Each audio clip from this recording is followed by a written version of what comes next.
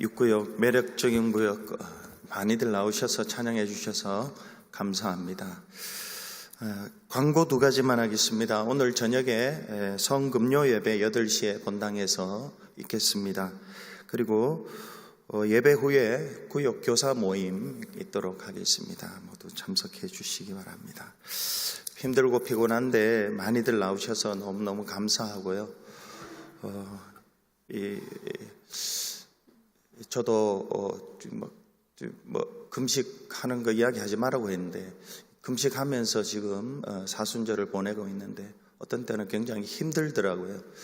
그러면서 주님 고통을 조금이나마 동참할 수 있고 그게 좋은 것 같아요. 그래서 여러분 힘들지만은 주님의 고난에 동참한다고 생각하시고 또 부활주일에 주님의 고난 후에 영광이 있으니까 부활주일에 여러분만이 느낄 수 있는, 정말 여러분만이 가질 수 있는 그러한 기쁨과 영광이 있게 될 줄로 믿습니다. 그것이 여러분에게 꼭 있을 것입니다. 힘들지만 가치가 있습니다. 하나님의 은혜를 받을 것입니다. 오늘은 고난주간 금요일인데 며칠 전까지 호산나 외치던 이스라엘 백성들, 백성들이 예수님을 십자가에 못 박으시오 하고 폭도로 변했습니다. 예수님께서는 로마 병정에 이끌려서 십자가에 못 박히고 달려서 피 흘려 죽으셨습니다. 겟세마네 동산에서 기도하실 때에는 아버지여 할만하시거든 이 잔을 내게서 옮기시옵소서 하고 그때까지는 하나님을 아버지라고 부를 수 있었습니다.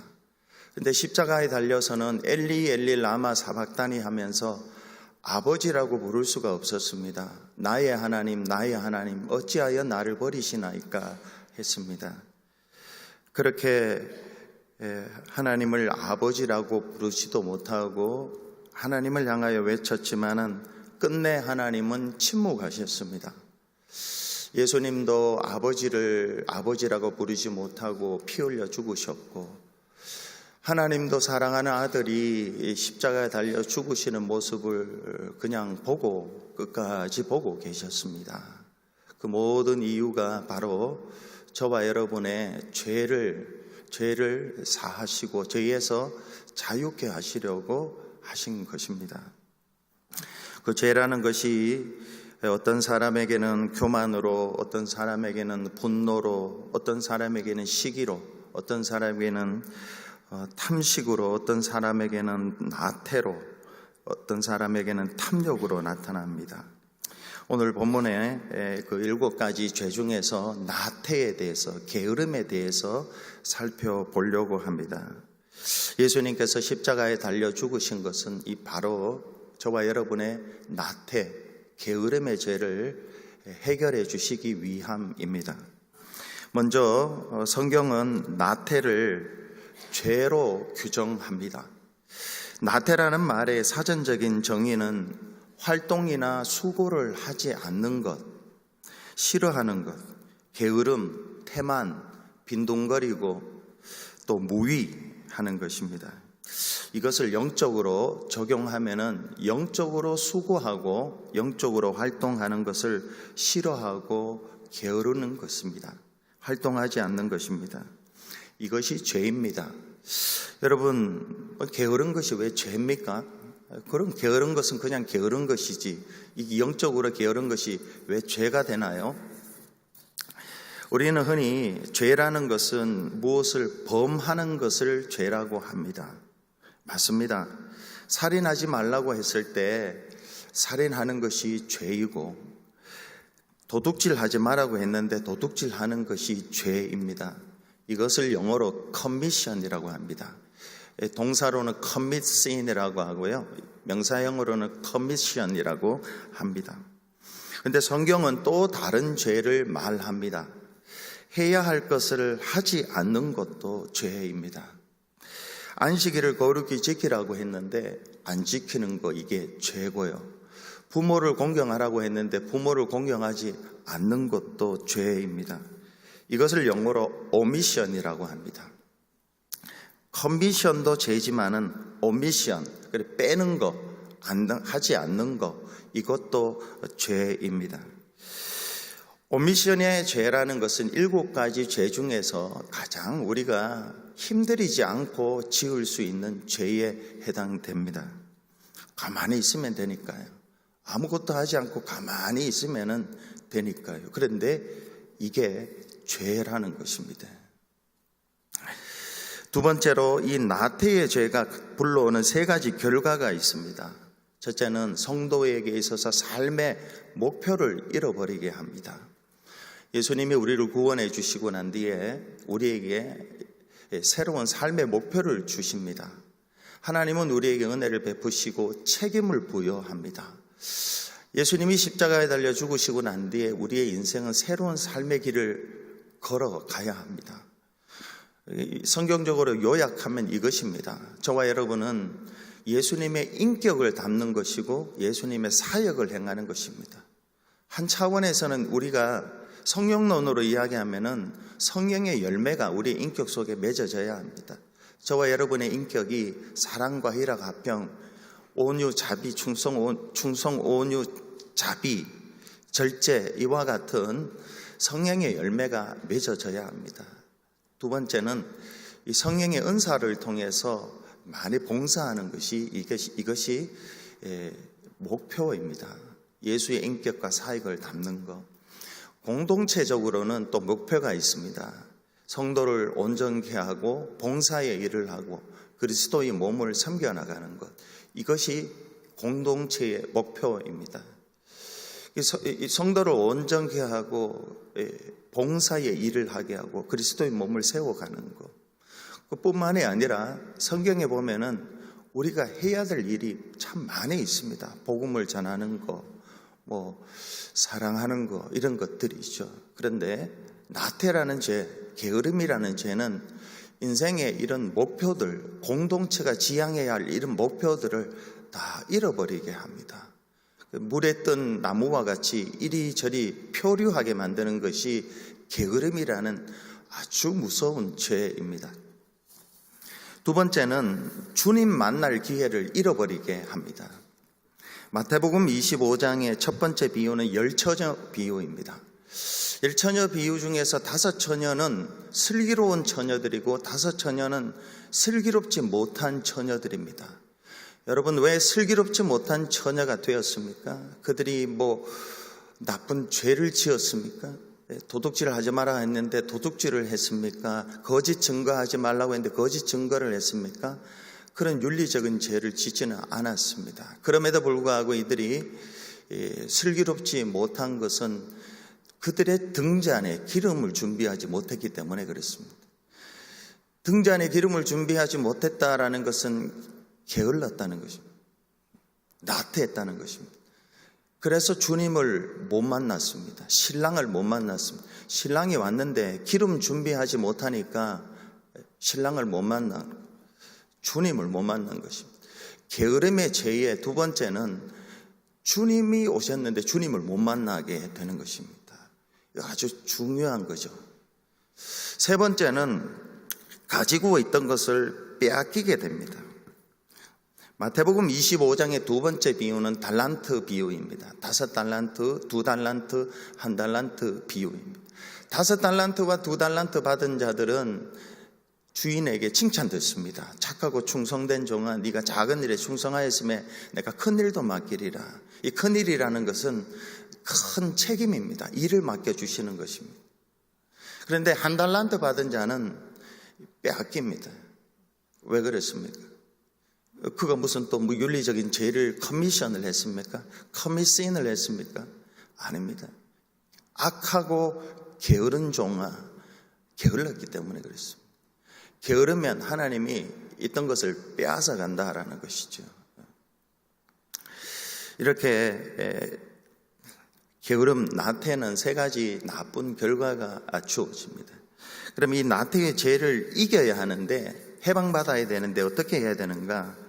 그 첫 번째는 우리가 기억해야 될 것이 있습니다. 이 게으름이나 나태는 마귀의 수단이다, 마귀의 종로로 하는 것이다 라는 것입니다. 여러분, 디모데전서 5장을 한번 펴보시기 바랍니다. PPT 준비 못했습니다. 디모데전서 5장을 한번 펴보시기 바랍니다.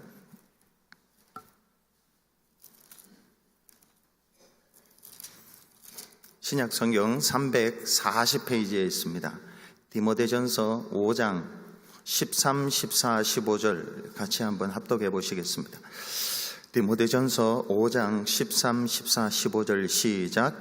또 그들은 게으름을 익혀 집집으로 돌아다니고 게으를 뿐 아니라 쓸데없는 말을 하며 일을 만들며 마땅히 아니할 말을 하나니 그러므로 젊은이는 시집가서 아이를 낳고 집을 다스리고 대적에게 비방할 기회를 조금도 주지 말기를 원하노라. 이미 사탄에게 돌아간 자들도 있도다 했습니다. 내용이 금방 들어오죠. 게으른 사람이 그냥 게으른 게 아닙니다. 악한 짓을 하고 돌아다닙니다. 집집마다 돌아다니면서 악한 일을 합니다. 쓸데없는 말을 하고 일을 만들고 아니할 말을 합니다.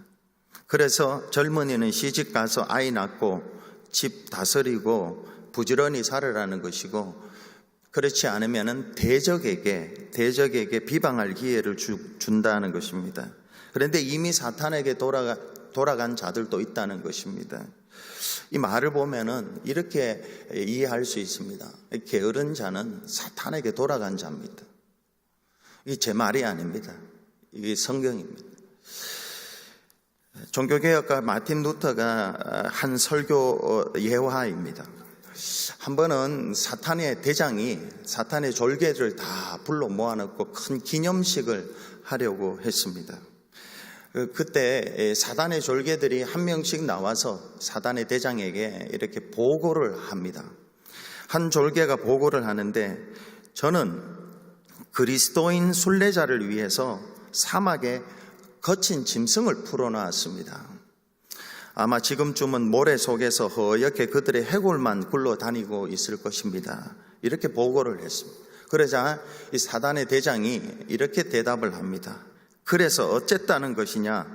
그들의 영혼은 모두 구원을 받았단 말이다, 이 멍청아. 이렇게 이야기했다는 것입니다. 두 번째 다른 졸개가 사단의 대장에게 이렇게 보고를 합니다. 저는 말이죠, 폭풍을 일으켜 그리스도인이 탄 배를 뒤집어 버렸습니다. 그래서 하나도 남김없이 물에 다 빠져 죽게 했습니다. 그러자 이 대장이 언성을 높이면서 이렇게 말을 합니다. 이 정말 한심한 놈들만 모였군. 그래도 그들 영혼은 구원을 받았지 않겠느냐.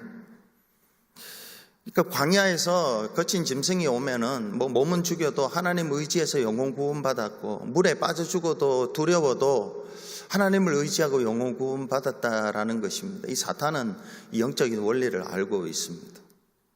세 번째 졸개 사단이 눈을 가늘게 뜨고 이렇게 보고를 합니다. 저는 10년 동안 한 사람만 쫓아다니면서 그의 영혼을 할 수 있는 대로 편하게 살도록 해 주었습니다. 그리고 마침내 우리 편으로 만드는 데 성공했습니다. 이때서야 이 사단이 환호성을 지르면서 기념 잔치를 크게 벌였다는 것입니다. 여러분, 사탄은 게으름을 무기로 삼아서 아무것도 하지 않게 하는 것입니다. 편하게 합니다. 그러니까 이게 편한 목회, 목사로 치면은 편한 목회, 성도로 치면은 편하게 신앙생활 하는 게, 이게 어찌 보면은 정말 좋지 않은 것입니다. 다시 말해서 오늘 이 새벽에 이렇게 피곤하고 힘든데도 이렇게 나오는 게, 이게 사단에서 해방받는 것이고 주님의 은혜를 받는 것입니다. 아멘 좀 하이소. 안 맞습니까? 제가 성경으로도 증명을 하고, 이게 지금 종교개혁가 루터 이 설교에서도 인용을 했고, 여러분, 그러니까 저도 어떤 성도님, 목사님 왜 이렇게 피곤하게 목회를 하세요? 이렇게 말하시는 분들도 있습니다. 저도 모르겠습니다. 이게 즐거워요. 저는 즐겁고 행복하고, 몸은 너무너무 피곤하고 힘들 때 있지만은 이 좋아요. 그리고 성도님들도 힘들고 어렵지만은 힘들고 어렵게 신앙생활하는 게 이게 사탄의 첫 번째 사탄의 그 무기에서 벗어나는 것입니다. 두 번째로 이것을 기억해야 됩니다. 나태는 가난을 불러온다는 것입니다. 나태는 가난을 불러옵니다. 잠언 6장을 한번 펴보시기 바랍니다. 잠언 6장. 잠언 6장 6절에서 11절까지 한번 같이 읽어보겠습니다. 잠언 6장 6절에서 11절 같이 합독하시겠습니다. 잠언 6장 6절에서 11절 시작. 게으른 자여 개미에게 가서 그가 하는 것을 보고 지혜를 얻으라. 개미는 두령도 없고 감독자도 없고 통치자도 없으되 먹을 것을 여름 동안에 예비하며 추수 때에 양식을 모으느니라. 게으른 자여 네가 어느 때까지 누워 있겠느냐? 네가 어느 때에 잠이 깨어 일어나겠느냐? 좀 더 자자, 좀 더 졸자, 손을 모으고 좀 더 누워 있자 하면 내 빈궁이 강도같이 오며 내 곰핍이 군사같이 이르리라. 아멘. 이민자들은 뭐 여기에 해당되는 것은 없습니다는 영적으로 우리가 해석도 좀 할 줄 알아야 되겠죠. 영적으로 해석을 하고 영적으로 우리 게으르면은 영적으로 가난해질 수밖에 없다라는 것을 우리가 기억해야 됩니다. 잠언 19장 15절에도 게으름이 사람으로 깊이 잠들게 하나니 태만한 사람은 줄일 것이니라 했습니다. 에베소서 5장 14절에 그러므로 이르기를 잠자는 자여 깨어서 죽은 자 가운데서 일어나라. 그리스도께서 너에게 비추이시리라 하셨느니라 했습니다. 여러분, 잠자는 자여 깨어서 죽은 자 가운데서 했습니다. 잠자는 자를 죽은 자라고 표현하고 있습니다. 일어나야지 그리스도의 빛을 비추임을 받는다는 것이에요. 잠자는 데서 일어나야지 예수님이 비추는 빛을 볼 수가 있습니다. 마지막으로 해방되기 위해서, 게으름에서 해방되기 위해서 부지런히 주의 말씀에 순종해야 합니다. 여러분, 주일에 교회 가는 일, 여기 오시는 분들은 모두 열심히 주일 다니지만 우리가 기억해야 됩니다. 주일을 열심히 다녀야, 주일을 지키고 해야 됩니다. 어떤 성도님들 보면 주일에 늦잠 자기도 하고 원하는 일 하러 다니기도 하는데요, 윤리적인 죄는 아닙니다. 그러나 성경은 이렇게 이야기합니다. 안식일을 거룩히 지키라 했습니다. 그러니까 주일을 소홀히 하고 주일을 내 편리대로 이렇게 왔다 갔다 하면 이것은 하나님 앞에서 죄라는 것을 기억하시기 바랍니다. 기도 생활에 나태하지 말아야 합니다. 사도 바울은 항상 기도하라고 했습니다. 쉬지 말고 기도하라고 했습니다. 그래서 여러분, 기도 생활에 열심을 내시고 하루를 기도하고 시작한 거하고 기도하고 시작하지 않은 거하고 많은 차이가 있을 수 있습니다. 그리고 성경이 있는 일에 나태하지 말아야 합니다. 사람이 떡으로 사는 것이 아니고 하나님의 말씀으로 산다고 했고, 시편 1편에도 복 있는 사람은 하나님의 말씀을 주야로 묵상하는 자라고 했습니다. 베드로전서 2장 2절에 갓난 아이들 같이 순전하고 신령한 젖을 사모하라고 했습니다. 아무리 강조해도 지나치지 않습니다. 하나님의 말씀이 우리 안에 들어와 있어야지 구원의 길을 바르게 갈 수 있지, 우리의 경험이나 세상의 전통을 가지고는 바르게 살아갈 수가 없습니다. 그리스도를 증거하는 일에 또 나태하지 말아야 됩니다. 너희는 온 천하를 다니며 만민에게 복음을 증거하라고 했습니다. 여러분, 오늘도 나가면은 많은 사람들을 만날 것입니다. 어제도 만났었고요. 그리스도를 필요로 하는 사람들에게 여러분은 얼마나 복음을 전했습니까? 여러분의 입술을 열어서 얼마나 예수를 믿으라고 말한 적이 있습니까? 복음 전하는 일에 나태하지 않아야 합니다. 우리 마지막으로 히브리서 6장 11절과 12절을 합독하시고 마치겠습니다. 히브리서 6장 11, 12절 같이 시작. 우리가 간절히 원하는 것은 너희 각 사람이 동일한 부지런함을 나타내어 끝까지 소망의 풍성함에 이르러 게으르지 아니하고 믿음과 오래 참음으로 말미암아 약속들을 기업으로 받는 자들을 본받는 자 되게 하려는 것이니라. 아멘. 기도하겠습니다.